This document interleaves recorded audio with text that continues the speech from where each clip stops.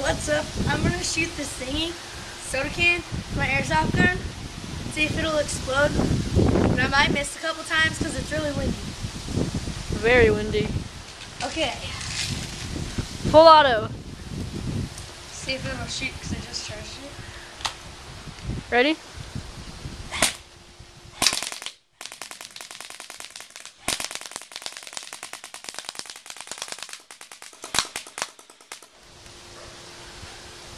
And this is your results. This is Diet Coke. And it, as you can tell, it is everywhere. If you want to look at it, there it is, all messed up. And that is an ump, maybe around 380 FPS. You know, you even have some babies in there so you can hear it. But that's what a pretty powerful airsoft ump can do. You see colorful babies flying out everywhere.